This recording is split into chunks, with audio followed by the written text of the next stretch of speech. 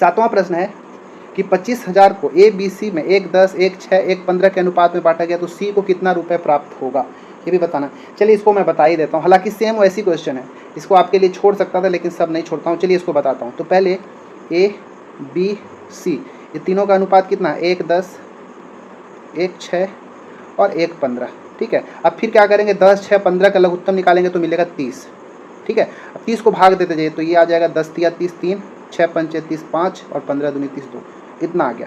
पैसा टोटल कितना है, 25,000 रुपये। मतलब ये तीनों का जो अनुपात है 3 5 2, इन सबको अगर आप जोड़ते हैं तो जोड़ने पर कितना मिलेगा, 3 5 8 और 2 10, 10 मिलेगा।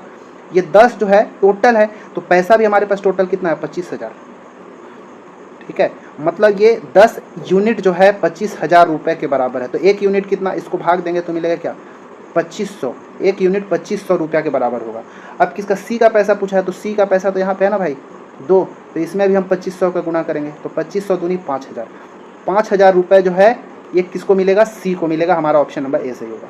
बी को पूछता तो इसमें भी हम 2500 का गुणा करते तो 25 पंचे 125 और 2 0 और 12,500 मिलता। ए का पूछता तो इसमें हम 2500 का गुणा करते तो हमको 7500 मिल जाता, ठीक है। तो ये आपको ध्यान समझना है, क्लियर है। तो ये अच्छा क्वेश्चन है, इसको शॉर्टकट बनाने का ये तरीका अच्छा। चलिए 8वां प्रश्न देखते हैं कि 8वां कैसा है। देखिए x रुपए है, उसको ए बी सी में इस प्रकार विभाजित करना है कि ए और बी का अनुपात 6:7 है। लिख देते हैं, ए और बी का अनुपात कितना है, 6:7। फिर बी और सी का अनुपात 3:2, बी और सी का अनुपात 3:2। अच्छा, अब हमसे पूछ देगा कि ए बी सी तीनों का अनुपात क्या होगा। तो मैं इसका तरीका बता चुका हूँ कि ए बी सी तीनों का अगर पूछ देगा, अगर ए और सी का अनुपात पूछता तो इसका गुणा करके सरल कर देते तो काम बन जाता। लेकिन ए बी सी तीनों का पूछेगा तो उसके लिए क्या करना, 6 का गुणा इसके साथ तो 6 तिया 18, 3 का गुणा 7 के साथ तो 7 तिया 21, 2 का गुणा 7 के साथ तो 7 दूनी 14। ये ए बी सी तीनों का अनुपात मिल गया। अब बोला है कि ए और सी को जो पैसा मिल रहा है उसका अनुपात 540 है, उनका पैसों का अंतर।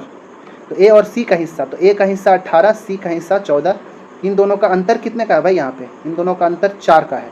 लेकिन क्वेश्चन में, प्रश्न में पैसा कितना है, 540, मतलब ये 4 जो है ये 540 के बराबर है। कितना गुना है, अगर इसको भाग देंगे 540 को 4 से तो आपको मिलेगा 135 रुपया। क्लियर है। अब मतलब एक इकाई का मान 135 रुपया होगा। तो अब टोटल पैसा कितना है भाई, तो टोटल पैसा के लिए देखिए टोटल इकाई कितने का है ये देखिए। तो 18 और 21 और 14, 18 21 14 तीनों को अगर आप जोड़ेंगे तो आपको मिलेगा कितना, 53 मिलेगा। देखिए 18 8 1 9 4 13 और मिल गया 2 2 4 5, 53 इकाई मिला। एक देखिए कैसे निकाल रहे हैं, टोटल के लिए अनुपात ए बी सी तीनों को जो पैसा मिला इन तीनों को जोड़ेंगे तो 53 मिलेगा ना भाई। अब एक इकाई का वैल्यू 135, तो 53 इकाई का कितना होगा, तो इसमें भी हम 135 का गुणा कर देंगे। जब इनका आप गुणा करेंगे तो मिलेगा 7155 रुपया आंसर। क्लियर है। उम्मीद है आपको ये समझ में आया होगा, इसलिए हमारा ऑप्शन नंबर बी यहाँ पे सही होगा, ठीक है। चलिए अब 9वां प्रश्न आज का, 9वां प्रश्न, अच्छा 9वां प्रश्न, 8 के बाद डायरेक्ट 10 लिखा गया। चलिए कोई नहीं, यहीं पे हम देख लेते हैं। चलिए ये 10वां प्रश्न, 10वां प्रश्न है कि दो संख्याओं और तीसरी संख्या इन दोनों का अनुपात कितने का है। मतलब दो संख्याएं तीसरी संख्या से क्रमशः 25% और 60% अधिक है, इन दोनों संख्याओं का अनुपात क्या होगा हमको बताना है, ठीक है। दोनों संख्याओं का अनुपात, देखिए 3 संख्या मान लेते हैं, ए बी और सी। ये पहली संख्या, ये दूसरी संख्या, तीसरी संख्या। पहली और दूसरी जो है तीसरी से 25% और 60% अधिक है, तो तीसरी को हम क्या करते हैं, तीसरी वाले को हम 100 मान लेते हैं, ठीक है। तीसरी वाले को क्या मान लिए, 100 मान लिए। अब जब तीसरे को 100 मान लिए तो पहला संख्या 100 से 25% अधिक है, तो 100 में 25 जोड़ेंगे तो 125 हो जाएगा, ठीक है। ये 125% हो गया। दूसरी संख्या इससे तीसरी से 60 अधिक है, तो ये 160% हो गया। अब इन तीनों में से आपको इन दोनों संख्याओं का, मतलब पहली और दूसरी का अनुपात पूछा है, तो इन दोनों को बस काट के छोटा कर दीजिए और क्या, 25, ठीक है 5 से काटते हैं, 5 दूनी 10, 5 5 25, 5 तिया 15 और 5 दूनी 10, 25 और 32। ये पहली और दूसरी संख्या का जो अनुपात होगा 25 और 32 का होगा। ऑप्शन नंबर बी सही होगा। किसका किसका ये सही होगा कमेंट में बताएंगे कि किसका किसका ये सही होता है, ठीक है। चलिए अब हम बढ़ते हैं अगला प्रश्न, ठीक है। अब हमारा आज का हो गया नेक्स्ट प्रश्न, 11वां गलती से लिखा गया लेकिन शायद ये 10वां है। एक कमरे में मेज और कुर्सी का अंतर 7:9 है।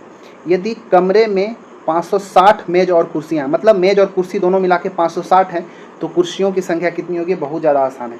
क्या बोला है भाई? 7 और 9, ये मेज है और ये कुर्सी है, ठीक है, ये मेज और ये कुर्सी, दोनों मिला के कितना है? 560, मतलब इन दोनों को मिला देंगे तो कितना मिलेगा? जोड़िए तब तो 9 7 16, ये 16 किसके बराबर है भाई? 560 का, ठीक है। क्वेश्चन तो यही बोल रहा है कि मेज और कुर्सी दोनों मिला के 560 हैं, तो 16 से अगर हम 560 को भाग देंगे तो कितना मिलेगा बताइए? तो भाग देंगे तो मिलेगा 35 बार में कटेगा, 16 तिया 48, ठीक है, 16 तिया 48, 8 और 0 80, 16 पंचे 80, 35, 35 गुना मिला। आपसे कुर्सियों की संख्या पूछा है, कुर्सी कितना है? 9, तो 9 में हम 35 का गुना करेंगे, 35 9 कितना होता है? 315, ठीक है। तो कुर्सियों की संख्या कितना हो गया? 315, ऑप्शन नंबर ए। अगर मेज की संख्या बोलता तो हम 7 में 35 का गुना करते तो हमारा काम बन जाता। अब इसी तरह हमारा 12वां प्रश्न है कि दो संख्याओं का अनुपात 2:9 है, यदि उनका अंतर 70 है तो छोटी संख्या क्या होगी? ये आपको बताना है, ये सेम ऐसी बनेगा।